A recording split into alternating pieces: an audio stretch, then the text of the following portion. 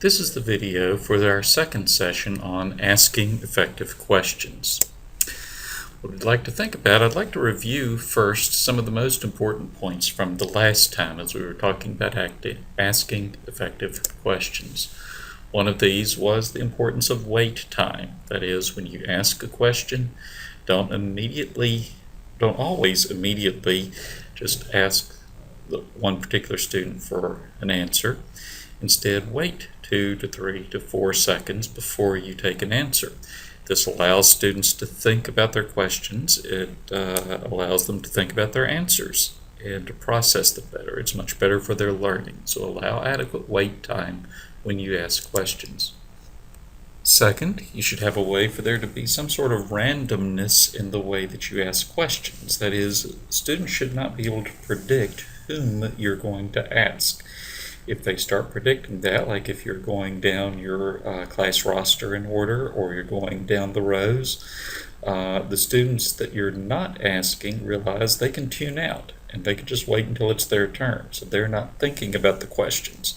So have ways where you can ask questions randomly so students don't know who you're going to ask.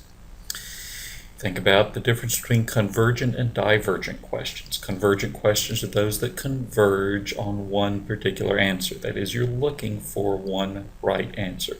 And there are times when this is important. I mean, if you're asking math facts, there is one right answer. But you also want to be asking divergent questions, where there are many answers to a question. It's not only 2 plus 2 equals 4, that's convergent, but how can you show that 2 plus 2 equals 4? That's divergent. There may be several ways that you can demonstrate that. So you want to have a mix of both of these. You want your questions to be of an appropriate level of difficulty. Obviously, if your questions are too difficult for the students, they're not going to answer, they're not going to be engaged.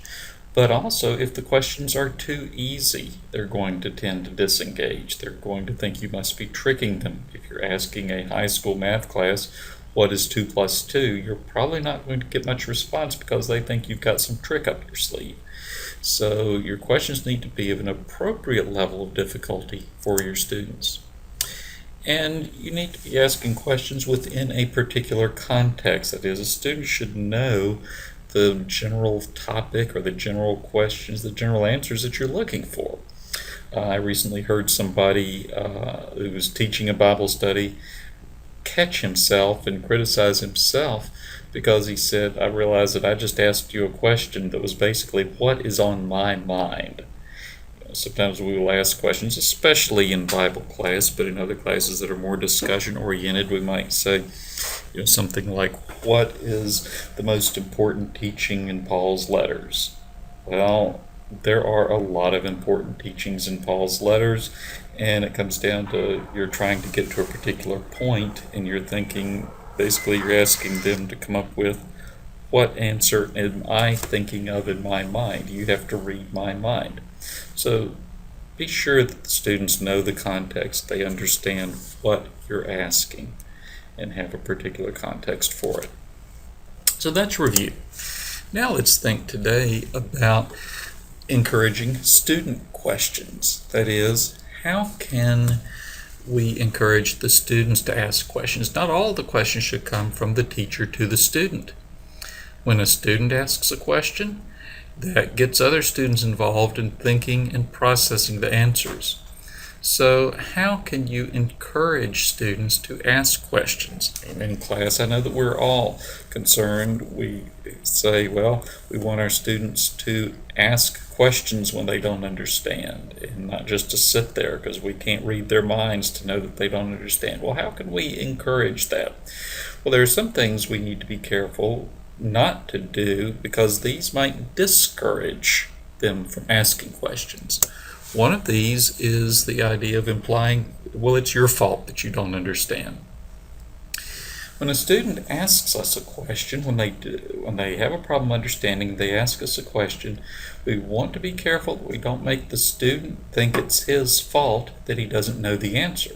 Now, it might be his fault, But studies have shown that when students think the problem is with them, they won't ask a question. They don't want to appear stupid. They don't want people to think, well, you dummy, you should have known that. It's your fault for not knowing the answer. And there are many ways that we might give this impression. Student asks a question, we might say, well, didn't you read the chapter? Or we might say, well, I've shown you that before. Or, if you were paying attention, you would know that Mary just asked that question. So, or we might say, well, you should remember that from 4th grade. I know your teacher taught it to you then. See, now all of these things might be true. But when you say these things, or other things that indicate the problem was with the student, that student is going to be reluctant to ask you something in the future. But also other students will be reluctant because they think, well, she's just going to blame me. She's going to think I'm stupid too. So be careful not to give the impression that when a student asks a question that it's their fault, that they don't get it. Okay. Don't say, well, that's easy. Okay. Realize that if a student is saying they don't understand something, well, it's not easy for them at that time, or they wouldn't be asking the question. It's something they don't understand. So when you say, oh, well, that's easy, the student feels dumb, and students don't want to feel or to appear dumb. So again, there's other ways that you might imply the same thing. You might say, oh, well, that was in the first chapter, or it's right there on the page right in front of you. Or you might say, you'll kick yourself when I show you how to do this. See, these all imply, or different ways of saying, well, that's easy. And it makes the student feel dumb. Now, there's a balancing act here because you do need to encourage the students that they can solve a problem, that it's not insurmountable.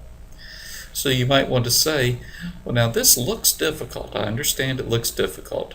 You'll see that you can do this. So you need to be careful, though. You want to encourage the students that they can do it, but you want to be careful that you're not communicating, well, this is so easy, you should already know how to do it. Instead, it's helpful if you can give external reasons for the students' difficulties. That is, if the students believe the reason for their problem, the reason they don't understand, is something outside of themselves, they're more likely to ask questions. Now, you want to be careful that you don't get into a mentality of blaming others. Well, if the book was clearer or if such and such was better, I'd understand it. But it is helpful for the students. They're more likely to ask questions if you can say things like, a lot of students have the same problem. Or if they're asking something about the book, you might say, okay, I can see where that diagram might be confusing. Or you might say, there's a lot of material packed into that paragraph that you have to decipher.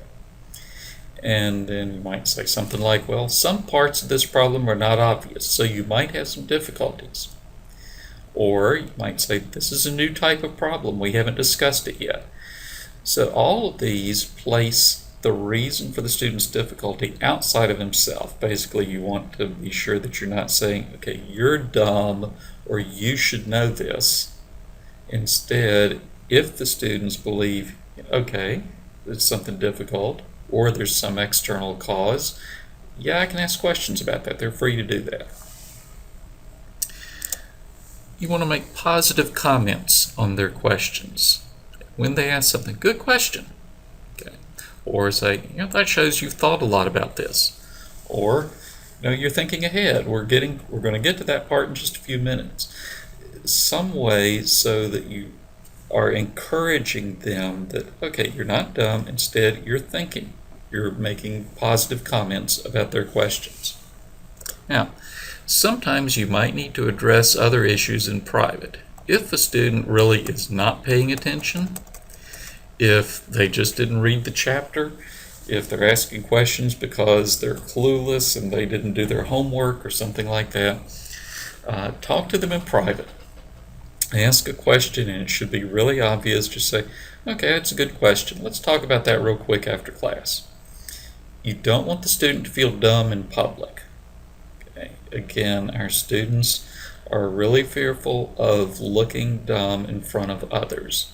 So if you take them aside and you can say, I can tell you really didn't read the chapter because, it's right here in chapter 3, it's right here on the page, and if you had read the chapter, you would have gotten this. But if you do this in private, it's not going to be as hostile or as preventative of questions as if you call them down in public with that. And then you should teach students how to ask effective questions of you when they don't understand something. A lot of times your kids are just going to say, I don't get it. I just don't understand. Okay. Now, that doesn't do you any good. It doesn't do them any good unless there's some particular specific concept that you've just taught that you can tell, okay, that's what they don't understand. Instead, teach your students to say something like this: I understand this, I don't understand that. Okay. To tell you when they ask a question, okay, I don't understand this. I understand where you did this. I understand these steps in solving the problem. But how did you get from that to here?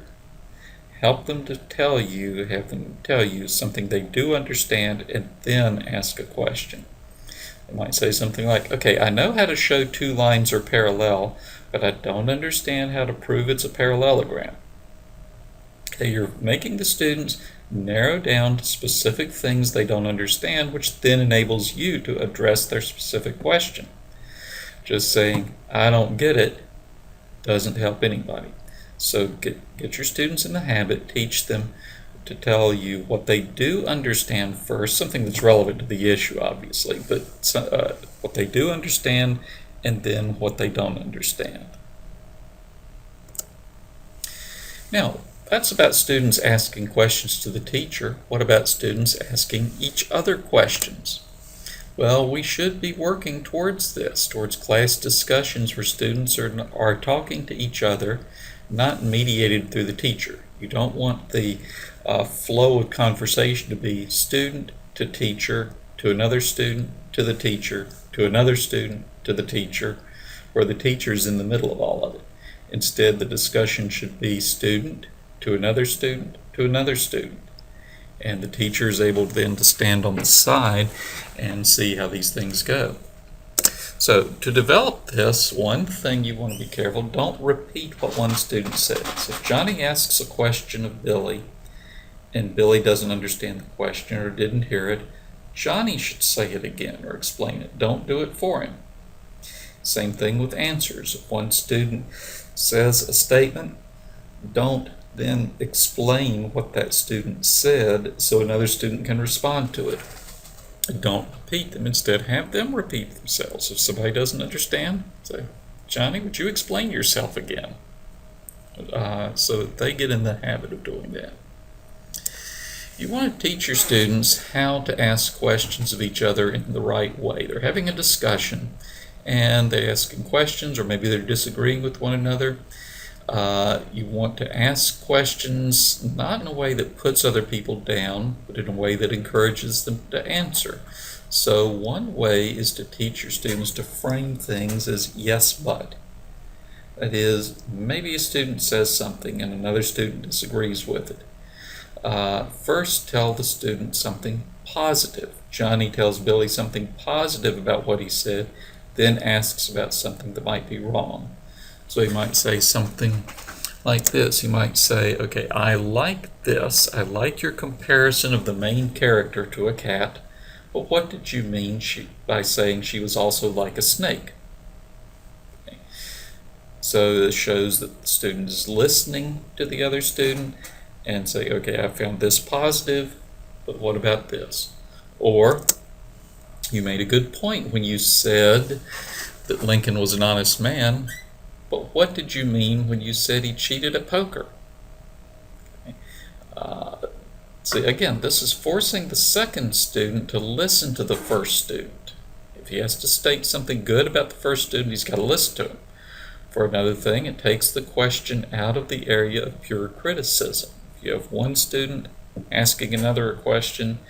You want to keep from it just being an attack, but instead say, okay, I heard you say this, I liked this, but I disagree with you on this. Another way to ask questions is to paraphrase what someone else says. Okay, so you're saying what they said in different words. So here's what you might teach your students. When you can paraphrase them, it means you've listened. It helps to clarify if there's a misunderstanding.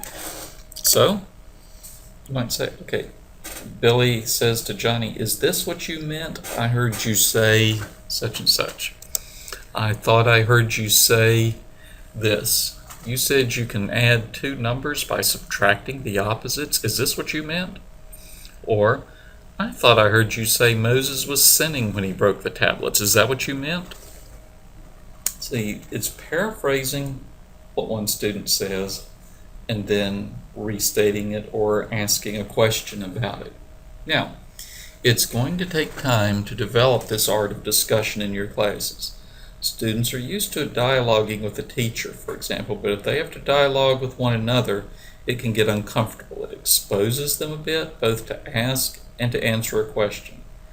But if you teach your students patiently, they can learn how to do this. So this is something you can work with your students through the years. Okay, it's not going to happen overnight, but start working with them on some of these skills to develop their ability to carry on discussion and to question one another. Now, for our faculty meeting that's coming up, here are some things I'd like for you to think about. First, think about what types of questions your students ask. Think about what they ask you. Think about what they ask one another. How do they phrase questions? When they don't understand something, how do they ask you? Okay, think about that. Let's talk about that some. And then how do you encourage students to ask questions? What do you do that encourages them so that they're not just sitting there thinking, well, I don't understand this, but I better not ask her because she'll get mad at me or something. Okay, how do you encourage students to ask questions in class? And how do you encourage all students to ask questions? See, you're always going to have a few students that they're not self-conscious at all. They'll ask. It doesn't matter what it's about. They're willing to speak up, and they don't care if people think they're dumb. They're just going to ask anyway. But you've got the shy students. You've got the students that are more introverted. You've got the reluctant students, the ones that don't have a lot of self-confidence. How do you encourage them to ask questions as well?